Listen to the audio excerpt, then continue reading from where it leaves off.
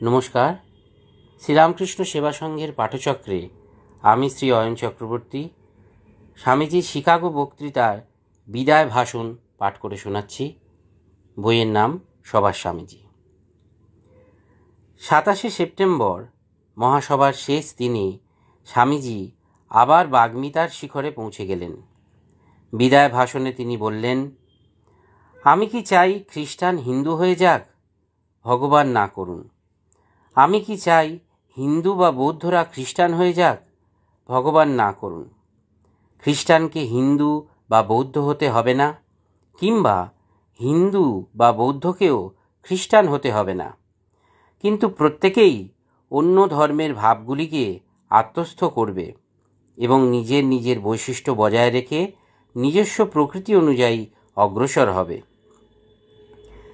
যদি এই ধর্ম মহাসভা জগৎকে কোনো কিছু প্রমাণ করে থাকে, তা হলো এই সাধুতা, পবিত্রতা ও দয়াদাক্ষিণ্য জগতের কোনো একটি বিশেষ ধর্মমণ্ডলীর একচেটিয়া সম্পত্তি নয়।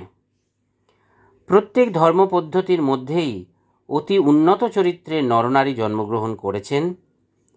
এইসব প্রত্যক্ষ প্রমাণ সত্ত্বেও যদি কেউ এরকম স্বপ্ন দেখেন যে অন্যান্য ধর্ম লোপ পাবে আর তার ধর্মই শুধু টিকে থাকবে, তবে বাস্তবিকই তিনি কৃপার পাত্র। তার জন্য আমি আন্তরিক দুঃখিত।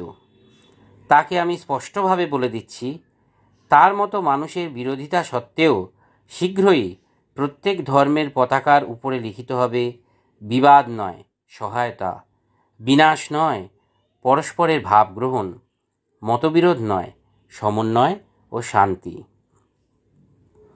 বিশ্ব ধর্ম মহাসভার পরিসমাপ্তি হল, কিন্তু তার সমন্বয় ও শান্তির বাণী প্রচার করতে, মানুষকে তার দৈবী স্বরূপ সম্বন্ধে সচেতন করে দিতে, সমস্ত হতাশা, অবসন্নতা ও নেতিবাচক চিন্তার বিরুদ্ধে যুদ্ধ ঘোষণা করতে আরও প্রায় 3 বছর বিবেকানন্দ ছিলেন পাশ্চাত্য জগতে।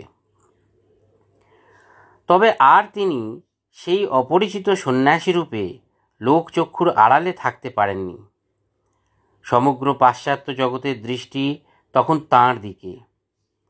যেখানে তিনি যেতেন শত শত লোক তাকে অনুসরণ করত।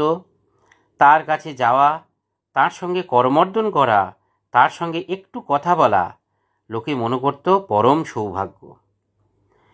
কেউ তাকে বর্ণনা করল বুদ্ধ কিংবা যিশুর মতো একজন মহাপুরুষ রূপে, কেউ বা তাকে বলল যোদ্ধা সন্ন্যাসী।